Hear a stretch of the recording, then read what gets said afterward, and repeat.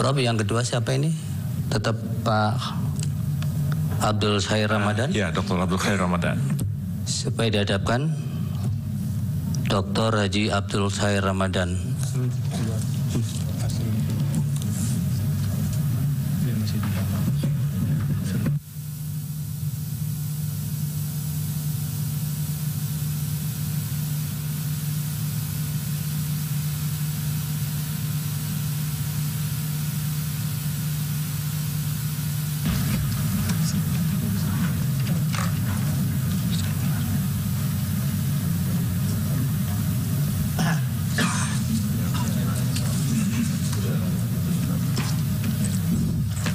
Baik, waktunya kurang lebih 15 menit untuk paparan.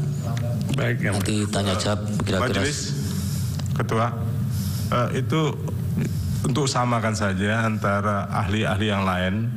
Pak Andi Asrul masih ada di dalam. Iya, tadi memang mau kami ingatkan, tapi ya, terima kasih. Kemarin ahli yang lain pun kan kita beri kesempatan untuk kemas-kemas atau kalau sesuatu sedikit-sedikit harus diingatkan, nanti kan juga ini privasi orang jadi. Baik. Nah itu sudah tidak perlu diingatkan, sudah keluar beliau itu. Oke, silakan. Baik. Ahli, waktunya karena untuk 2 perkara sekaligus bisa maksimal 15 menit. Nanti kira-kira 10 menit untuk tanya jawab. Baik, yang mulia. Bismillahirrahmanirrahim. Assalamualaikum warahmatullahi wabarakatuh. Yang mulia Majelis Hakim Mahkamah Konstitusi, yang terhormat pemohon, termohon, pihak terkait, dan hadirin sekalian. Izinkan saya menyampaikan keterangan sebagai ahli teori hukum pada persidangan yang mulia ini. Bahwa diketahui pengaturan kompetensi dalam hal pembagian kewenangan menyelesaikan perkara oleh Bawaslu dan Mahkamah Konstitusi merupakan implementasi konstitusional. Keadilan konstitusional ini merupakan kemanfaatan yang bersifat umum, kemudian diturunkan melalui keadilan distributif, yakni keadilan dalam hal pembagian kewenangan. Pembagian kewenangan ini merupakan bentuk keadilan secara proporsional. Dalam pandangan Islam, keadilan itu adalah menempatkan sesuatu sesuai dengan tempatnya. Dengan demikian, harus tepat, harus patut, harus sesuai penempatan dengan tempat tersebut. Di sini menyangkut ruang dan waktu. Prajudi Al-Musyadijo mengomentari keadilan distributif. Dikatakan olehnya bahwa ketidakadilan akan timbul jika mereka yang sederajat tidak diperlakukan secara sederajat. Dikatakan selanjutnya, jika orang-orang yang tidak sederajat diperlakukan secara sama atau seolah-olah sederajat, maka itu akan timbul ketidakadilan. Dikaitkan dengan pembagian kewenangan Bawaslu dan Mahkamah Konstitusi dalam penyelesaian perkara pemilu, maka demikian itu sejalan dengan kaidah menempatkan sesuatu sesuai pada tempatnya. Kaidah ini merupakan keadilan yang pastinya mengandung kebenaran. Kebenaran dan keadilan merupakan satu kesatuan yang tidak terpisahkan. Perbuatan yang adil adalah sesuatu tindakan yang didasarkan pada kebenaran. Sejalan dengan hal ini, Al-Kindi mengatakan bahwa keadilan itu identik dengan kualitas sifat yang inherent dalam diri manusia yang mendorongnya melakukan sesuatu yang benar.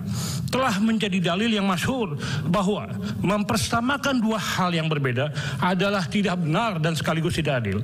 Kebenaran dan keadilan merupakan duit tunggal, satu terhadap yang lainnya saling memberikan legitimasi. Kebenaran dan keadilan diibaratkan sebagai dua sisi mata uang yang sama, dapat dibedakan, tidak dapat dipisahkan. Perbuatan yang adil adalah suatu tindakan yang berdasar pada kebenaran. Perihal kewenangan Bawaslu dalam hal terjadinya pelanggaran administratif pemilu secara TSM juga dapat dilihat dari hubungan antara Bawaslu dan Mahkamah Konstitusi sebagaimana diatur dalam peraturan Badan Pengawas Pemilihan Umum nomor 8 tahun 2022. Selanjutnya yang mulia, ahli tidak menyampaikan karena terdapat dalam naskah tertulis. Menyangkut kewenangan Mahkamah Konstitusi sebagaimana dimaksudkan dalam pasal 475 ayat 2 Undang-Undang Pemilu telah disebutkan secara tegas dan jelas secara letterlock ekspresi perbis tentang adanya kompetensi dimaksud. Pasal 42 ayat 2 yang ditempatkan secara tersendiri dalam bab 3 perselisihan hasil pemilu menyatakan Keberatan sebagaimana dimaksud pada ayat 1 hanya, sekali lagi, hanya terhadap hasil perhitungan suara yang memengaruhi penentuan terpilihnya pasangan calon atau penentuan untuk dipilih kembali pada pemilu presiden dan wakil presiden. Frasa hanya terhadap hasil perhitungan suara bermakna adalah pembatasan, dan itu qat'i, tetap. Diksi hanya merupakan kata kunci pembatasan itu. Dalam bahasa lain adanya kompetensi. Secara argumentum a contrario atau dalam fikih Islam disebut mafhum mukhalafah, bermakna bahwa penetapan hukum bagi yang tidak disebutkan dalam teks berlawanan dengan apa yang disebutkan. Dengan kata lain, sesuatu yang tidak disebutkan berlawanan dengan yang disebutkan dalam hal penetapannya. Terdapat dalil bahwa ketentuan hukum harus dilaksanakan berdasarkan susunan kalimatnya. Kata hanya merupakan peniadaan, nafi, sehingga ada kata menafikan selain yang disebutkan dalam teks. Selanjutnya, kalimat berdasarkan hasil perhitungan suara adalah bentuk penetapan, isbat. Di sini tidak ada peluang untuk memperluas atau menafikan lain kewenangan Mahkamah Konstitusi tersebut. Dengan kata lain, tidak boleh ada referendum atau ijtihad. Dalam kaitan ini, Aristoteles menyebutkan keadilan dalam hal penafsiran hukum. Dalam penafsiran hukum harus memiliki epikeia, suatu rasa tentang yang pantas. Kepantasan identik dengan kebenaran dan keadilan. Dan demikian, pasal tersebut telah merinci, telah jelas membagi kompetensi dan merupakan kompetensi wilayah Mahkamah Konstitusi. Hal itu sesuai dengan aksiologi hukum yang dianut oleh konstitusi, yaitu kepastian hukum yang adil dalam pasal 28 ayat 1 Undang-Undang Dasar 1945. Kewenangan Mahkamah Konstitusi yang hanya terhadap hasil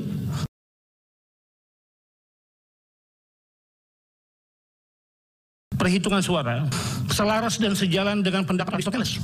Menurut Aristoteles, keadilan kolektif, yakni keadilan yang berkaitan dengan pembetulan, berkaitan dengan pemulihan terhadap adanya kesalahan, dalam hal ini perkara perhitungan suara. Kewenangan Mahkamah Konstitusi dalam hal perhitungan suara yang telah ditetapkan oleh KPU merupakan bagian dari keadilan kolektif, yakni melakukan pemulihan atau pembetulan atas terjadinya kesalahan perhitungan yang menyebabkan migrasi suara yang terjadi secara masif dan signifikan, dan tentunya mempengaruhi pemilihan terpilihnya paslon presiden dan wakil presiden, atau untuk dilakukannya pemungutan suara ulang. Ditinjau dari aspek validitas, sebagaimana dinyatakan oleh Henk Kelsen, ahli berpendapat norma aku telah memiliki validitas. Menurut teori ini, hierarki norma hanya mengenal subordinasi dan subordinasi subordinasi, tidak adanya koordinasi.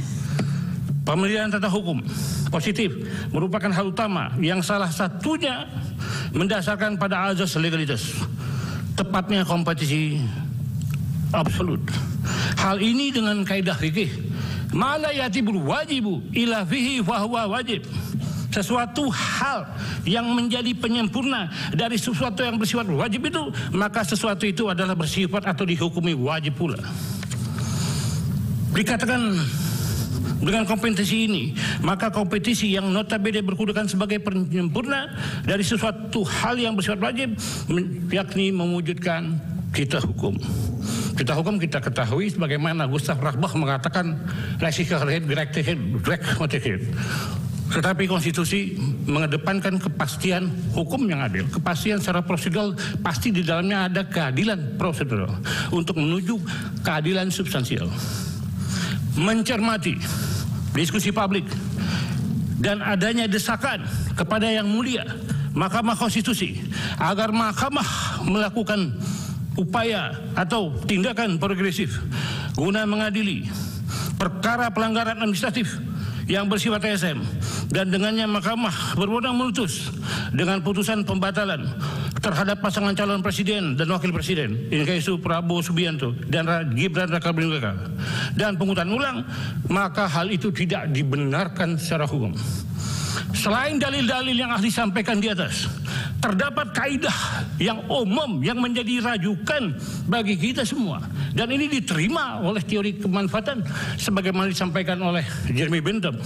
Darul mafasid mukaddaman ala jalbil masoleh, yang artinya menolak atau menghindari kerusakan, kemudaratan itu harus didahulukan daripada menarik kebaikan. Imam Jalaluddin Abdurrahman bin Abu Bakar As-Suyuti mengatakan bahwa semua produk hukum dikembalikan kepada ketentuan manfaat dan menghindari kemudaratan. Berdasarkan dalil ini, putusan Mahkamah Konstitusi harus didasarkan pada alasan pencegahan timbulnya kemudaratan tersebut. Demikian itu tentunya menjadi pertimbangan yang utama. Majelis Hakim Mahkamah Konstitusi ahli meminjam teori von Bury, conditio sine qua non, bahwa tidak ada pelaporan administratif pemilu secara LSM kepada Bawaslu, maka akan berdampak terhadap pelaporan itu sendiri. Dugaan pelanggaran tersebut dianggap tidak pernah ada. Dan hal ini tentu menjadikan Mahkamah Konstitusi tidak berwenang mengadili perkara aku. Tegasnya, selain hasil perhitungan suara adalah bukan menjadi komposisi Mahkamah Konstitusi. Demikian keterangan ini disampaikan. Mohon maaf atas segala kekurangan. Semoga mendatangkan manfaat bagi kita semua. Wabillahi taufik wal hidayah. Wassalamualaikum warahmatullahi wabarakatuh. Waalaikumsalam. Dari pihak terkait ada yang mau ditanyakan untuk ahli? Baik, Yang Mulia. Profesor Otto akan mengajukan pertanyaan lebih dulu dan kemudian saya akan menyusul. Silakan, Prof. Otto. Terima kasih Yang Mulia. Saudara saksi ahli sudah menjelaskan dengan terang benderang bagaimana konsep hukum, teori hukumnya, sehingga ahli berkesimpulan bahwa sebenarnya, kalau saya tidak salah tadi, Anda mengatakan bahwa karena sudah ada pengaturan yang tegas di dalam satu undang-undang, terutama Undang-Undang Pemilu pasal 475 yang menyatakan bahwa perselisihan pemilu seperti ini kalau ada tentang TSM itu harus diselesaikan dengan Bawaslu, sedangkan tentang perhitungan suara itu diselesaikan kepada Mahkamah Konstitusi. Pertanyaan saya adalah, hal ini memang sudah jelas, tapi sering terjadi, termasuk juga pertanyaan dari para pihak pemohon, di dalam permohonannya juga kami baca bahwa dalil yang dikemukakan adalah bagaimana, katanya, kalau suatu proses di Bawaslu tidak memuaskan salah satu pihak, lantas mereka mengatakan kemana saya mengadu. Padahal kalau sudah ada lembaga-lembaga atau tahapan-tahapan penyelesaian perkara ditentukan, kita tahu tidak ada suatu perkara yang tidak berakhir, apapun kejadiannya. Puas atau tidak puas dengan putusan tersebut, itu harus ada akhirnya. Karena Mahkamah Konstitusi juga bukan lembaga banding, yang mana kalau tidak puas di Bawaslu, orang bisa merasa banding ke Mahkamah Konstitusi. Sebab kalau itu diterapkan juga melanggar prinsip itu. Kita tahu juga bahwa hukum material memang harus ditegakkan dengan hukum acara. Tidak akan mungkin hukum material bisa tegak kalau hukum acaranya tidak betul-betul tegak. Kalau hukum acaranya kiri kanan dan bisa dirubah-rubah, maka kepastian hukum tidak akan bisa dicapai seperti yang ahli katakan tadi. Sehingga pertanyaan kami adalah, apakah memang tidak mungkin lagi ada peluang untuk memberikan temuan hukum, penemuan hukum bila mana para pihak sudah mengajukan ke Bawaslu dan merasa tidak puas, dimungkinkan nggak?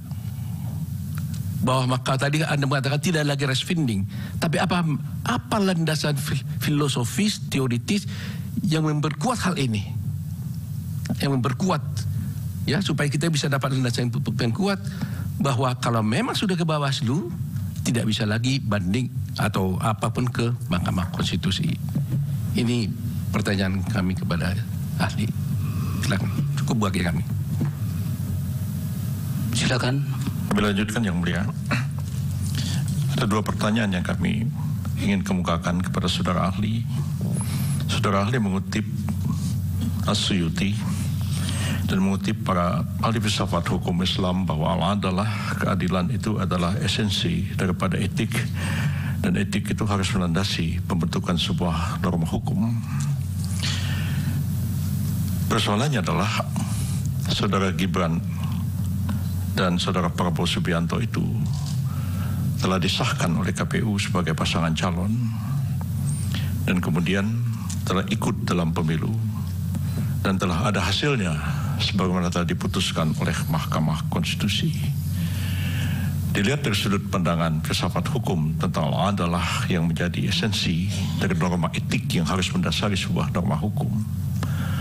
Apakah ketika putusan-putusan hukum itu telah dilalui oleh pasangan Prabowo Subianto dan Gibran Raka, tapi kemudian ingin dimentahkan dengan satu dalih bahwa ini ada persoalan-persoalan etik. Apakah saudara ahli bisa menjelaskan sebenarnya apa perbedaan etik dalam filsafat hukum dengan ethical conduct yang merupakan satu etika profesi yang diperintahkan oleh undang-undang dan mengikat orang-orang yang duduk dalam profesi tertentu. Kode etik hakim tidak berlaku bagi advokat. Hakim harus mundur kalau ada saudaranya atau saudara semendanya menjadi pihak dalam perkara. Tapi kewajiban itu tidak ada pada advokat. Advokat boleh aja membela saudaranya di pengadilan. Apakah pelanggaran etik dalam arti pelanggaran kode etik profesi itu dapat dengan semena-mena dipersamakan dengan ethical norm adalah konsep etik yang dikenal di dalam filsafat hukum, atau memang ada perbedaan? Supaya kita mencerahkan kepada masyarakat seperti yang dikemukakan Yang Mulia Hakim Profesor Arief Hidayat, supaya masyarakat memahami kalau orang itu melanggar ethical norm di dalam konsep etik filsafat, orang itu bisa dibilang orang amoral, orang bejat, ya, orang amoral. Tapi apakah saudara Hashim, ketua KPU yang melanggar kode etik KPU, itu bisa disamakan dengan orang bejat, orang tidak bermoral, hanya melanggar kode etik profesinya?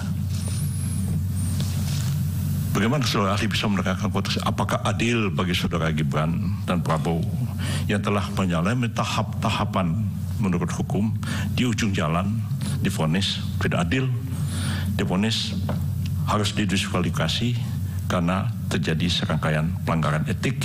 Apakah itu pelanggaran etik yang dikenal dalam filsafat, ataukah itu hanya sekedar pelanggaran etik code of conduct profesi dalam satu profesi tertentu yang tidak mengikat profesi yang lain?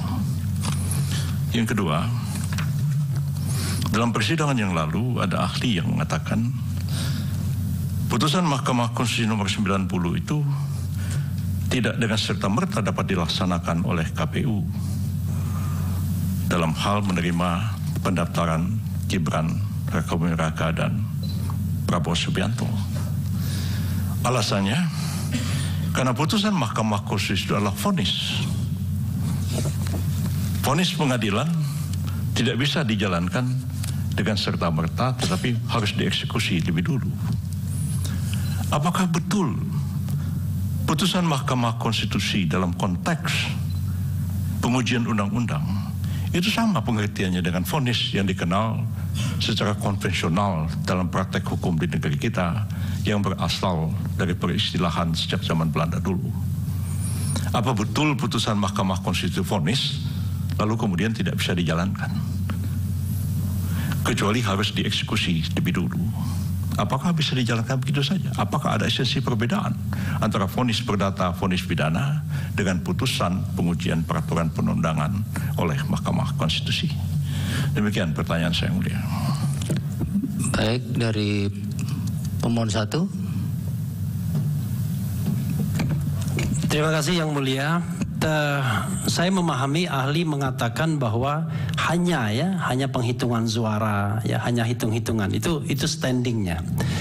Saya ingin membawa kita pada putusan pertama MK mengenai pasal 50. Jadi saudara ahli kalau ingat itu pasal 50 Undang-Undang Mahkamah Konstitusi 24 tahun 2003 itu membatasi bahwa hanya undang-undang yang diundangkan setelah perubahan konstitusi yang bisa dimintakan pengujian undang-undang di Mahkamah Konstitusi. Kurang lebih begitu.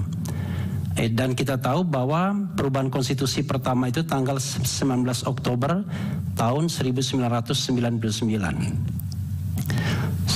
Sebelum itu tidak boleh.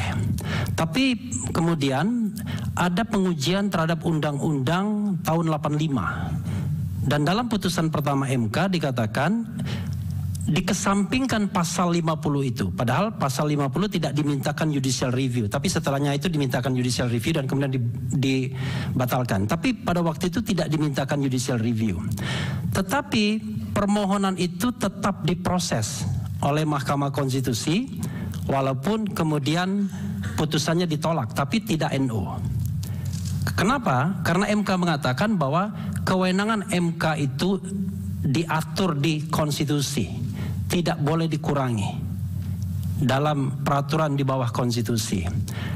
Kalau lalu saya kaitkan dengan putusan pertama Pilpres tadi yang sudah saya katakan tadi pada ahli pertama, MK tidak hanya kuantitatif ternyata tetapi juga kualitatif karena MK mengatakan dirinya sebagai pengawal konstitusi, the guardian of the constitutions. Kira-kira kalau dibenturkan dengan pernyataan Anda yang hanya itu, bagaimana pendapat Anda? Itu satu.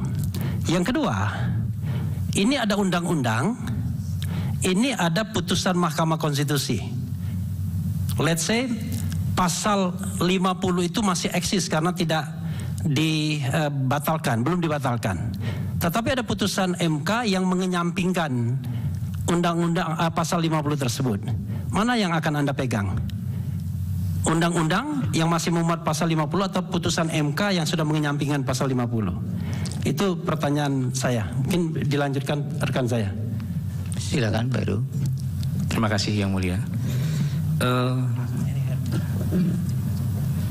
Saya lanjutkan pertanyaannya dengan seperti ini, saudara ahli, berkenaan dengan standing Bawaslu, bukan standing, dengan keberadaan Bawaslu sebagai salah satu penyelenggara yang diberikan kewenangan untuk menerima dan memeriksa serta mengadili laporan, bahwa Bawaslu terikat dengan hukum acara yang berlaku, bahkan yang dibuatnya sendiri.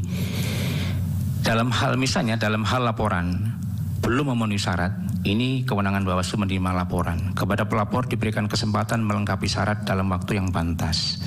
Nah, in concreto dalam kenyataannya ada beberapa laporan-laporan yang disampaikan ke Bawaslu yang diproses dengan menegasikan hukum acara penerimaan laporan, yakni begitu menerima laporan tanpa memberikan kesempatan kepada pelapor untuk memperbaiki, bahkan tanpa diberitahu harus memperbaiki, kemudian diputus laporan itu dengan dinyatakan tidak terjadi pelanggaran tanpa memeriksa pelapor, terlapor dan saksi-saksi. Ini pemohon satu alami sendiri. Nah, pertanyaannya sederhana, bagaimana ahli menilai peristiwa penegakan hukum yang demikian dari dua perspektif, perspektif keadilan prosedural dan keadilan substantif? Itu pertanyaan yang pertama. Kemudian pertanyaan yang kedua, kepada ahli kami sampaikan begini. Belakangan muncul bukti, kami ajukan bukti kan ini, berupa putusan DKPP yang menyatakan KPU terbukti melanggar prosedur dalam penerimaan pendaftaran pasangan calon, dan karena wewenang mengadilinya dibatasi sebatas etik, maka putusan DKPP itu hanya memberi sanksi pelanggaran etik saja. Nah, dari putusan tersebut diperoleh fakta hukum tentang adanya pelanggaran yang dilakukan dalam penetapan pasangan calon. Nah, ini putusan ini lahir 9 hari sebelum pemungutan suara serentak atau pemilu 14 Februari 2024. Yang secara prosedur ya, ketika akan dimintakan pembatalan penetapan KPU yang dinyatakan ada pelanggaran itu tidak dapat lagi diajukan ke Bawaslu maupun ke PT UN sebagai sengketa proses. Begitu. Nah, pertanyaan kedua, tadi pengantar. pertanyaannya adalah ketika secara prosedural tidak lagi dapat dijangkau penyelesaiannya di Bawaslu, maka bagaimana penilaian ahli agar keadilan substansial tetap dapat ditegakkan? Jadi pertanyaan kedua itu ya, ketika secara prosedural tidak lagi dapat dijangkau penyelesaiannya di Bawaslu, jadi kan karena Bawaslu dalam electoral justice system itu hanya satu-satunya lembaga yang mengadili, yang bisa membatalkan penetapan pasangan calon. Maka bagaimana penilaian ahli agar keadilan substansial tetap dapat ditegakkan? Cukup ya. Satu lagi yang mulia. Nah, kemudian yang ketiga, Mahkamah sudah berkembang dalam mengadili perselisihan hasil tidak hanya sebagai the guardian of constitution dan the interpreter of constitution saja, tetapi juga safeguard of democracy, di mana dalam pasal 24 kekuasaan kehakiman yang merdeka dan tidak hanya menegakkan hukum tapi juga keadilan. Hukum dan keadilan yang ditegakkan juga termasuk dalam lingkup penyelesaian suatu sengketa bila pemilu tidak dilaksanakan secara luber di dalam pasal 22I ayat 1 Undang-Undang Dasar 45. Terlebih jika dicampakkannya suatu kedaulatan yang seyogyanya berada di tangan rakyat. Pertanyaannya adalah, bagaimana pandangan ahli? Apakah Mahkamah tidak boleh menggunakan kewenangannya agar senantiasa kompatibel dengan perkembangan yang terjadi di masyarakat dan agar keadilan bisa ditegakkan? Demikian tiga yang mulia. Dari pemohon 2. Terima kasih yang mulia. Kami punya beberapa pertanyaan, dari saya ada 3 ya. Menjikapi apa yang dijelaskan tadi oleh ahli, saya sepakat dalam beberapa hal. Karena kalau kita bicara mengenai hukum, buat mereka yang belajar mengenai hukum internasional atau filsafat misalnya, memang selalu kita akan berpegang pada proportion. Kemudian juga berpegang pada asas yang disebut reasonableness, ya, kewajaran dan kepatutan. Dan juga sebetulnya kalau kita mau lihat lebih jauh, yang disebut universality, ya, berlaku untuk semua. Nah, dalam konteks ini, ketika saudara ahli bicara mengenai Bawaslu nomor 8 2022, saya kira prinsip-prinsip ini juga harus mengikat, ya, kita dalam melihat peraturan perundang-undangan, ya. Nah, saya tidak melihat itu akan membatasi kewenangan MK hanya sebatas perhitungan suara, perolehan suara dan perbedaan perolehan suara. Saya kira MK itu menjalankan, ya, tunduk taat bukan saja kepada konstitusi tapi terhadap konstitusionalisme. Jadi mesti dibedakan apa yang disebut constitution dengan konstitusionalisme. Nah, konstitusionalisme inilah yang menjadi pegangan buat MK dalam melakukan referendum, dalam melakukan ijtihad. Nah, jadi saya melihat, ya, dalam konteks ini MK seyogyanya memang punya kewenangan untuk menyelesaikan persoalan-persoalan konstitusional, walaupun tadi saudara ahli mengatakan itu harusnya limitatif kalau bicara mengenai TSM, ya, itu ada di Bawaslu. Saya hanya ingin bertanya, ya, apakah dalam konteks MK yang menjalankan konstitusionalisme, bukan sekedar constitution, apakah MK tidak bisa melakukan referendum, ya, ijtihad? Karena menurut saya ini sifat yang sangat esensial, ya, inherent dalam tubuh MK itu sendiri. Nah, yang kedua, kita kan memang juga melihat bahwa MK, kalau tadi sudah menghubungkan dengan pertanyaan dari paslon 01, itu melakukan satu ijtihad ketika membuat putusan-putusan yang tadi saya sebut, misalnya salah satu mengenai diskualifikasi dalam kasus-kasus pilkada. Kemudian juga mengenai perintah untuk melakukan pemungutan suara ulang. Nah, ini hal-hal yang saya kira hasil dari penerapan konstitusionalisme yang dilakukan oleh MK. Nah, saya ambil contoh misalnya putusan MK nomor 85 tahun 2022, di mana di sini tidak lagi dibedakan, ya, perbedaan rezim pemilu itu. Pilkada adalah pemilihan umum. Jadi garis batas yang sangat kaku itu sudah ditinggalkan oleh MK.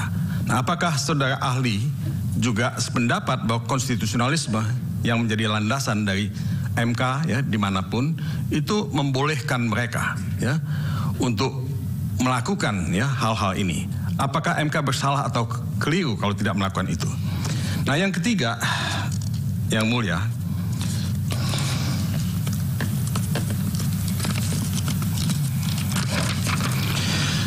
tadi disebutkan bahwa dalam kaitannya dengan Bawaslu, semua mesti dilaporkan kepada Bawaslu, dan kalau memang tidak ada laporan ke Bawaslu, the case is closed sebetulnya. Jadi tidak mungkin akan dibawa ke MK.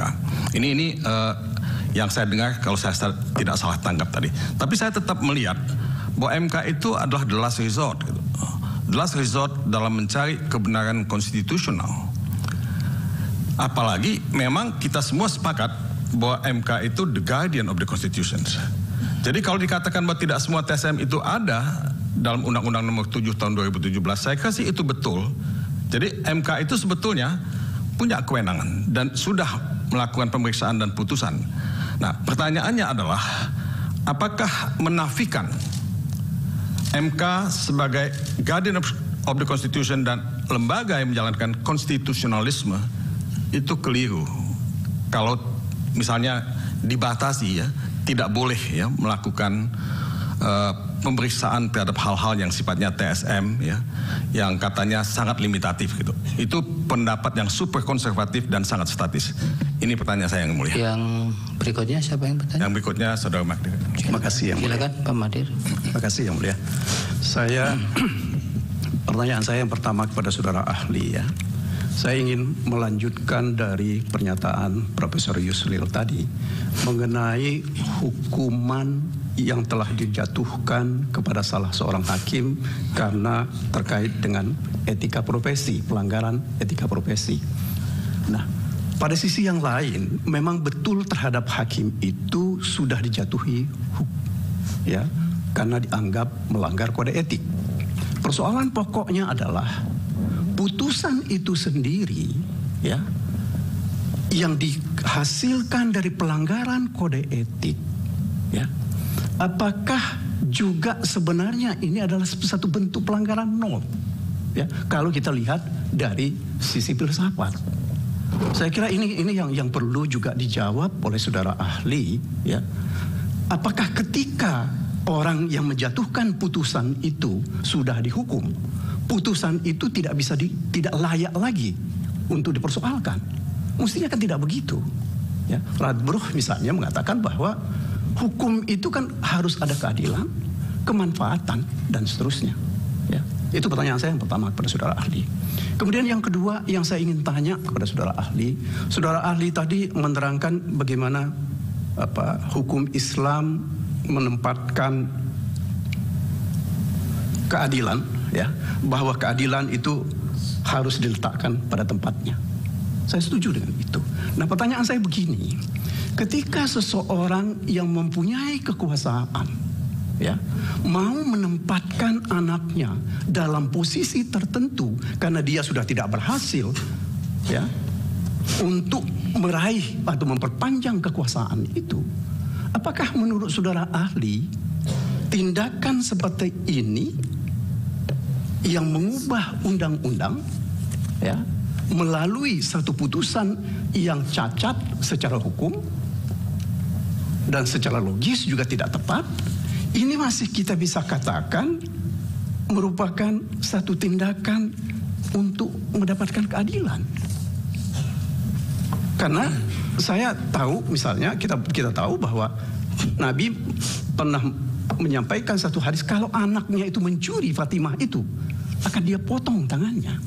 Sampai seperti itu. Nah, pertanyaan saya adalah kalau terkait dengan ini, apakah memang ada petunjuk-petunjuk dari agama kita yang memperkenankan seorang pejabat negara, ya, seorang penguasa untuk menempatkan anaknya sebagai pengganti dari dirinya? Itu yang kedua. Yang ketiga, kalau kita bicara tentang kepantasan dan kepatutan seperti saudara ahli katakan tadi, pertanyaan pokoknya, apakah Gibran itu lebih pantas dari Profesor Yusril misalnya untuk jadi wakil presiden? Ya. Karena begini, kenapa saya tanyakan kepada saudara ahli? Soal persyaratan terhadap Gibran harus melakukan perubahan terhadap undang-undang, itu satu. Ya. Dari segi ketokohan dan pengalaman, Gibran itu wali kota. Profesor Yusril, ya, dia adalah mantan Menteri Sekretaris Negara. Keberatan yang mulia karena sudah menjadikan pendapat. Langsung pertanyaan saja. Pertanyaan saya begini, dalam kondisi seperti ini, ya, apakah saya bicara tentang pada tempatnya, saudara ahli katakan itu tadi. Apakah ini mengubah undang-undang ini dengan menyampingkan orang-orang yang patut itu dianggap sebagai menempatkan sesuatu pada tempatnya? Sudah ya? Satu lagi yang mulia, kalau sudah boleh. 3 Bapak. Baru 3, baru satu lagi. Iya, Pak Mulia juga sudah 3. Singkat saja. Baik, saya ingin pendapat saudara ahli masih terkait dengan soal etika ini tadi. Ini kan sudah ada juga putusan DKPP yang menganggap bahwa KPU itu dalam istilahnya mereka melakukan perbuatan melawan hukum. Bahkan dikatakan juga itu adalah memutus sesuatu yang tidak biasa. Nah, saya ingin pendapat saudara ahli tentang soal ini. Terima kasih yang mulia. Baik, dari termohon tidak ada, dari Bawaslu ada yang mulia. Izin. Silakan. Karena beberapa kali kita disebut terus sama pemohon 01. Kepada ahli, pertama, jika dalam suatu putusan Dewan Kehormatan Penyelenggara Pemilu menyatakan penyelenggara pemilu bersalah dalam pelanggaran kode etik, namun dalam pertimbangannya menyatakan bahwa seluruh proses yang dilakukan dalam pencalonan itu sah, menurut pendapat ahli, bagaimana tentang hal tersebut? Kemudian kedua adalah jika ada laporan misalnya sesuai dengan tadi disebutkan oleh pemohon mengenai electoral justice system, semua proses penanganan pelanggaran itu melalui Badan Pengawas Pemilu. Dalam proses itu, maka Bawaslu terikat dengan peraturan Bawaslu dan pedoman teknis yang dibuat oleh Badan Pengawas Pemilu. Jika kemudian Badan Pengawas Pemilu menyatakan suatu laporan tidak memenuhi syarat material, kemudian ada yang bisa melengkapi, ada pun yang tidak melengkapi, bagaimana menurut pendapat ahli, apakah Bawaslu telah menjalankan fungsinya sesuai dengan electoral justice system yang ada dalam Undang-Undang 7 tahun 2017? Cukup. Dari Hakim, silakan ahli dijawab singkat-singkat. Baik, terima kasih yang mulia. Pertama dari Prof. Foto. Dipertanyakan di sini tentang masalah aspek prosedur formil dan material. Ini berkaitan dengan tata cara proses dan pemenuhan daripada apa yang dikehendaki oleh pembentuk undang-undang dalam rangka mewujudkan tujuan hukum itu. Itu yang kita panggil aspek material. Tidak mungkin aspek material itu dapat diwujudkan tanpa ada unsur formilnya. Itu menjadi kewajiban. Itu yang pertama. Itulah yang menjadi niat. Itulah yang akan melahirkan gerakan, perbuatan, dan akibat. Disinilah ada keterhubungan kausalitas yang tidak dapat dipisahkan. Dalam paradigma keilmuan, aliran mazhab hukum hanya ada 3. Pertama hukum kodrat, hukum alam, ini Aristoteles. Kemudian posisisme hukum yang sebelumnya legisme dari John Austin dikembangkan oleh Hans Kelsen. Yang ketiganya adalah hukum putusan hakim. Pertanyaannya, apakah Indonesia mengambil bagian yang ketiga? Apakah Indonesia mengacu kepada pendekatan aliran mazhab ini? Tidak. Walaupun sama-sama kualitatif. Ada lagi yang ketiga, realisme hukum. Ada yang berikutnya, yang keempat realisme hukum, yang kelima sosiologi hukum. Ini adalah empiris. Sehingga dalam metodologi penelitian dibedakan antara kualitatif dengan kuantitatif, antara doktrinal dengan doktrinal, antara normatif dengan empiris. Itu metodologi, itu manhaj. Begitu juga dalam metodologi penentuan pengambilan keputusan berdasarkan pembuktian, berdasarkan perkara. Saya berpendapat MK itu hanya kuantitatif, hitung-hitungan. Tidak ada tafsir lain, sudah jelas kalimatnya, susunannya. Sudah dinafikan, di luar itu tidak boleh. Itu legalitas. Sekarang kalau kita bicara hukum, tolak ukurnya adalah legalitas, itu kepastian hukum. Walaupun itu dibawa sebenarnya oleh Napoleon Bonaparte dari Spanyol ke Mesir. Tapi itu menjadi hukum kita. Al-Quran itu legalitas, kodifikasi. Injil dinasah dengan Al-Quran. Injil menasahkan Zabur, Taurat. Itu legalitas kodifikasi. Siapa yang melawan itu? Pertanyaannya sekarang, saya balikan. Apakah kekuasaan diciptakan oleh hukum, apa hukum diciptakan oleh kekuasaan? Siapa yang menjawab ini? Prof. Cito mengatakan dalam hukum tidak ada orang. Begitupun Prof. Sayudi Al-Musidurjo. Saya mengatakan kekuasaan itu diciptakan oleh hukum. Itulah tauhid, syariat, turunannya akhlak. Dan nanti akan saya bicara tentang masalah etik. Begitu Prof. Otto. Kemudian, apakah keterkaitan antara pelanggaran administrasi pemilu ini menjadi kewenangan MK? Dapatkah itu dibenarkan sebagaimana tadi dari pemohon 01 dan 03? Kita harus melihat dari aspek ontologi, dari aspek sosiologi, dari aspek aksiologi, dari aspek epistemologi. Ontologi jelas, hakikat, makrifat. Nah sekarang, kalau menyangkut tentang aksiologi, dia itu tarikat. Lalu bagaimana dengan epistemologi yang kemudian menjadi dasar berlakunya hukum? Itulah syariat. Jadi antara ontologi, aksiologi, epistemologi terhubung. Ini kan filsafat, ilmu pengetahuan. Itu terhubung dengan ilmu Islam. Ma'rifat di dalamnya hakikat, tarikat, dan di bawahnya syariat. Nah sekarang, hakikat yang di dalamnya ada kandungan ma'rifat, itulah tujuan hukum. Tujuan hukum itu mencegah kemungkaran dan harus mewujudkan, menjaga, memelihara kemaslahatan. Sekarang pertanyaannya, kalau timbul sama-sama maslahat terhadap dua hal yang berbeda, yang mana yang akan kita ambil? Dua bidang ini, dua perkara ini sama-sama maslahatnya. Dalilnya mengambil maslahat yang lebih tinggi. Sekarang kebalikannya. Dua hal ini dalam ruang waktu yang sama, sama-sama timbul kemudaratan. Sama-sama mudaratnya. Yang mana yang diambil? Kofofat darurain. Mengambil mudarat yang paling ringan. Itu jawabannya Prof. Otto. Jadi dalam kaitannya dengan masalah ini. Prof. Yusril, Prof. Otto kan hanya satu pertanyaan, mas jawabnya dua. Baik. Ya, saya mengingat lagi ngajar ini. Baik. Prof. Yusril. Prof. Yusril, saya baca tulisannya, saya paham paradigma pemikiran beliau. Tentang etik. Etik estetika, itu bicara keindahan. Di mana letaknya itu? Kita mengenal kebutuhan itu ada primer, sekunder, tersier. Sama dalam Islam. Daruriyat, hajiat, tahsiniyat.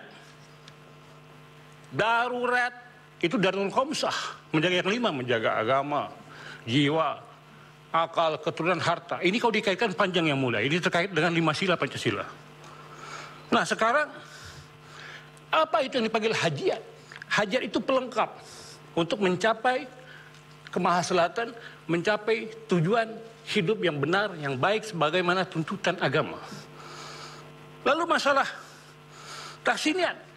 Tahsiniyat ini adalah menunjuk kepada tersier. Dia hanya pelengkap untuk menambah keindahan, keelokan. Tetapi tahsiniyat dalam hal ini adalah tersier ini harus didahului oleh daruriyat. Dalam hal lain primer, hajiat dalam hal lain sekunder. Tidak boleh bertentangan. Haram bertentangan. Karena etika itu sebenarnya sama dengan moral. Itu kalau di Islam akhlak. Sehingga ini adalah buah amal yang terkait dengan tauhid dan syariat. Tidak mungkin akhlak itu bertentangan dengan tauhid. Tidak mungkin etika atau akhlak itu bertentangan dengan syariat. Jadi sangat jelas. Tidak dapat dipersamakan. Mempersamakan sesuatu yang beda, itu adalah tidak adil, tidak benar. Pertanyaan berikutnya dijawab. Pertanyaan berikutnya. Vonis tidak sama dengan putusan Mahkamah Konstitusi. Kalau vonis itu menyangkut sanksi yang kepada perbuatan seseorang yang dibuktikannya berbeda. Perbuatannya sungguh-sungguh terjadi dalam hal kelakuan orang. Sepanjang dia melawan hukum, ada perbuatan konkret yang terjadi, tidak ada alasan pemaaf, tidak ada alasan pembenar, dia dihukum dengan sanksi pidana. Itu beda dengan putusan Mahkamah Konstitusi. Jadi kalau menyebut putusan Mahkamah Konstitusi, itu bukan salah kamar. Itu saya tidak tahu dengan menggunakan istilah apa, tapi itu tidak pantas dan tidak benar. Kemudian menunjuk pertanyaan pemohon, Refli Harun. Bagaimana, apakah Mahkamah Konstitusi menerima pelanggaran administratif pemilu, utama yang bersifat TSM, dan dikaitkan dengan putusan pilkada dan peraturan mahkamah yang lain? Saya memahami ini dengan pendekatan teoritis, karena saya dihadirkan sebagai ahli teori. Apa yang melandasi Mahkamah Konstitusi memeriksa perkara sengketa pilkada itu dengan pendekatan TSM? Tentu sebelumnya ada putusan di zaman Prof. Mahfud. Tapi apa alasannya? Alasannya adalah ini terkait dengan kepastian keadilan dan kemanfaatan hukum itu. Kenapa? Karena memang tidak ada pengadilan khusus pemilu. Sepanjang itu belum ada, maka MK mengambil kewenangan itu. Dan ini terhubung terkait dengan kaidah mala yurad kulluhu, la yurad kulluhu. Kalau tidak dapat semuanya, jangan tinggalkan sebagiannya. Ini dalam rangka menarik maslahat ketika timbul perbedaan. Tapi apakah dibenarkan dalam perkara di sini, perkara aku ini itu dapat diterapkan? Tidak. Tidak dapat diterapkan. Tidak ada argumentasi bangunan teoritis dan yuridis. Tidak pada tempatnya juga hukum progresif dikaitkan dalam perkara aku. Yang berkaitan pasal 50. Ya, kemudian putusan MK versus undang-undang. Yang mana yang diambil? Ya lihat dulu. Oke, derajatnya sama. Tentukan di sini lex posteriori, derajat legi priori. Yang mana yang lebih dahulu, yang mana yang lebih lampau. Tentu yang baru menasah, membatalkan yang lampau. Ini nasih mansuh. Yang belakangan mengalahkan, membatalkan yang terdahulu. Itu jelas. Kemudian dari saudara Heru, ini terkait keadilan prosedural, pertentangannya dengan keadilan substantif. Yang mana yang didahulukan? Saya sudah menyampaikan, tidak mungkin mewujudkan keadilan substansial tanpa dipenuhi keadilan prosedural. Keadilan prosedural itu kepastian hukum, itu dalilnya. Kemudian, bagaimana dengan DKPP? Sanksi pelanggaran etik. Dan oleh karenanya keadilan substansial tidak dapat terwujud. Jelas tadi, sanksi etik beda dengan sanksi delik. Beda dengan sanksi-sanksi delik yang lain. Jadi etika itu tidak boleh bertentangan dengan undang-undang. Sanksinya tidak boleh. Contoh, apakah iya MK memberikan sanksi seseorang itu dilakukan penahanan, tidak boleh melakukan hal apa-apa atau dipidanakan? Tidak. Menurut undang-undang tentang hak asasi manusia, hukuman sanksi itu harus dengan undang-undang. Begitupun konstitusi. Jadi tidak pada tempatnya etika masuk ke wilayah hukum yang kemudian mempengaruhi hukum, bekerjanya hukum dalam rangka mendalilkan sesuatu. Dalil ini tertolak. Lanjut, Mahkamah Konstitusi, bagaimana kedudukannya terkait dengan pelanggaran administrasi TRM? Jelas, tidak ada kewenangan Mahkamah Konstitusi. Dalam hal ini, sebagaimana ahli telah nyatakan, ini yang saya sebutkan tidak dapat mempersamakan pelanggaran administratif pemilu dengan penghitungan hasil. Ini kan dua hal yang beda. Pasalnya aja beda. PAP, TSM, di undang-undang yang sama. 286, Junto 460, Junto 463. Tentang MK, 475, utamanya ayat 2. Dibedakan tempatnya, dibedakan materinya. Sekarang kita samakan. Kalau begitu, ada ketidakadilan, ada ketidakbenaran. Adil itu menempatkan sesuatu sesuai dengan tempatnya. Iya, artinya Ya kan? ahli berpendapat tidak bisa ya. Iya. Silakan. Lanjut berikutnya. yang mulia. Kemudian dari 03. Yang berkaitan dengan pertimbangan putusan Bapak DKPP. Todong Mulia Lubis. Jelas. Apakah yang mulia Mahkamah Konstitusi melakukan reviewing ijtihad? Jelas, saya sudah mengatakan. Pendapat saya tidak bisa. Sudah jelas. Ada nafi, ada isbat, ada mafhumul khalafah, argumentum akoratio. Nah sekarang apalagi? Dalil apalagi yang membenarkan? Silakan hadirkan kepada ahli argumentasi yuridis, filosofis yang selainnya. Ahli yakin itu tidak ada. Kemudian terkait dengan perbedaan antara Pilpres dan Pilkada. Ini jelas tadi kalau kita mengambil, ya tentu memang ada diskursus yang menarik. Apakah sama-sama rezim pemilu atau tidak? Itu diskursus, bukan menyangkut perkara konkret. Tapi kalau MK masuk, tentu tadi sifatnya kesetaraan. Sifatnya baris bawah pengecualian. Dalil umum, postulatnya tidak ada hukum tanpa kecuali. Itu pengecualian. Kan banyak putusan MK yang mengecualikan. Contoh, saya pernah jadi ahli undang-undang tentang KPK. Salah satu komisioner umurnya belum 50. Dia sedang menjabat. Kalau pakai norma itu dia tidak bisa. Saja. Tapi akhirnya dikabulkan. Jawab yang lain sesuai dengan isu. Baik yang mulia. Nah sekarangnya Perbawaslu nomor 8 2012. Sudah jelas yang mulia. Ketika ada laporan administrasi pemilu, di sisi lain dilaporkan kepada MK, maka Bawaslu harus menghentikan dan melapornya kepada MK. Ya kan itu. Nah, kemudian bagaimana kalau tidak ada pelaporan itu? Kalau tidak ada pelaporan, MK berwenang karena tidak ada pelaporan Bawaslu. Kalau ada pelaporan ke Bawaslu, tentu menjadi lain ketika tidak ada.